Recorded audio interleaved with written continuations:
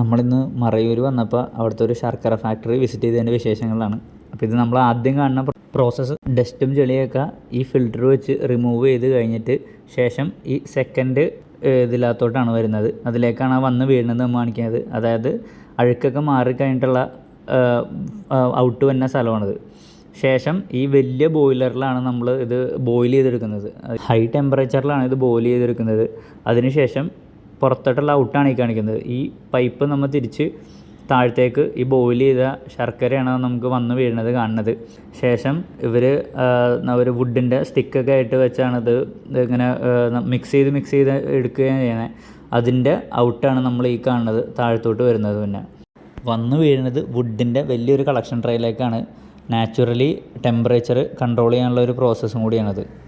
അപ്പോൾ അത് ഇപ്പോൾ ഒരു ക്ലീനാക്കി ഇട്ടേക്കായിരുന്നു. ശേഷം പുതിയ സ്റ്റോക്ക്, അതായത് പുതിയത് മെൽറ്റായി വരുന്നതാണ് ഈ കാണുന്നത്. ഇതിങ്ങനെ മെൽറ്റായി നമ്മൾ ഇത് അറ്റം വരെ നിറയണ വരെ ഇവരിത് ആ ഒരു ഇതിൻ്റെ പ്രോസസ്സാണ് വരുന്നത്. ഇത് ഫിനിഷ് ആവണ വരെ വരും. ശേഷം നെക്സ്റ്റ് പ്രോസസ്സാണ് ഈ കാണുന്നത്. അവർ വുഡിൻ്റെ സ്റ്റിക്ക് വെച്ചിട്ട് ഇത് ആ പത പോലുള്ളതൊക്കെ ഇങ്ങനെ ഇളക്കി അത് കളയും. അതിന് ശേഷം ലാസ്റ്റത്തെ പ്രോസസ്സിലേക്ക് വരുന്നതാണ് ഇത്. ഒരു 1.5 മണിക്കൂർ കഴിയുമ്പോൾ ഇത് കട്ട പിടിക്കും. അവിടെ ഇരുന്ന് കട്ട പിടിച്ചതിന് ശേഷം ഇവർ കൈയും കൊണ്ട് ആ ഒരു ഷേപ്പിലേക്ക് ഇങ്ങനെ പ്രസ് ചെയ്ത് കഴിഞ്ഞിട്ട് ഹീറ്റർ വെച്ച് ഇവർ ഡ്രൈ ചെയ്തെടുക്കുകയാണ്. കാരണം വെള്ളത്തിൻ്റെ ഒരു അംശം ഉണ്ടെങ്കിൽ തന്നെ ഇത് ചീത്താനുള്ള സാധ്യത കൂടുതലാണ്. നമ്മളവിടെ നിന്ന് ഏകദേശം 4 കിലോ മേടിക്കുകയാണ് ചെയ്തത്.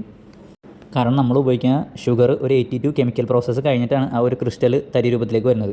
അപ്പോൾ അത് നമ്മൾ ഒഴിവാക്കുന്നതുകൊണ്ട് തന്നെ നല്ലൊരു ശതമാനം നമ്മുടെ കെമിക്കൽ നമ്മുടെ ശരീരത്തിലേക്കുള്ള ഇൻടേക്ക് നമുക്ക് മാറ്റിയെടുക്കാൻ സാധിക്കും. പല സൈസിലും പല ഷേപ്പിലും മാർക്കറ്റിൽ ഇത് അവൈലബിൾ ആണ്. പഞ്ചസാരയും ശർക്കരയും തമ്മിലുള്ള വ്യത്യാസങ്ങൾ നമ്മളെല്ലാം ഇവിടെ ആഡ് ചെയ്തിട്ടുണ്ട്.